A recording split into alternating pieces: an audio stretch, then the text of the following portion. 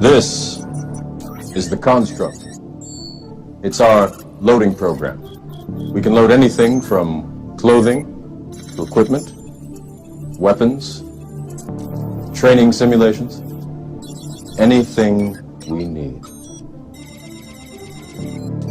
All governments are immoral and criminal institutions because they force everyone, under threat of violence, to pay mandatory taxes for life. There are hundreds of taxes, from property tax, to income tax, to inheritance tax. You must pay them all, or else the government will use the power and force of its machinery to seize your bank account, arrest you, and put you in jail. How is that any different than the mafia? Governments demand we pay our dues regularly, promise us we'll be safe and protected if we do, and if we don't, agents come around to shake us down or put us away. If taxes were voluntary, then governments wouldn't automatically be immoral or criminal, because they would be completely funded by donation only. Thus, their very existence limited by voluntarism. Name one thing that governments provide that people couldn't do better, easier, and more efficiently at the community level. There is nowhere on earth you can go that isn't controlled by a statist government. Every piece of land has been divided up and claimed by 196 nations, all of which are controlled by some form of forced governance. There is nowhere left on earth that sovereign, freedom-loving individuals can go live freely without a mafioso government forcing them to pay taxes and obey laws. All current forms of government initiate and mandate violence and slavery upon their populations.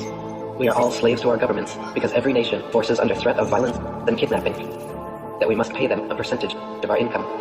So if the definition of slavery is forcefully taking 100% of someone's income, what is it called when governments forcefully take 60% of someone's income? Is that not slavery? We are taught in school that slavery ended long ago, and it is universally understood that slavery is immoral. But if governments still are forcibly taking even 1% of their population's income, that is still slavery, and even 1% slavery is immoral. The very definition of the word government is mind control, and the vast majority of people worldwide are absolutely mind controlled by their governments, medias, and education systems to believe that their statist government is a moral and altruistic institution that exists for the benefit of the people. The reality is, of course, the opposite. The reality is that all nations are like open-air slave plantations, allowing their servant populations to choose their occupation, giving the illusion of freedom,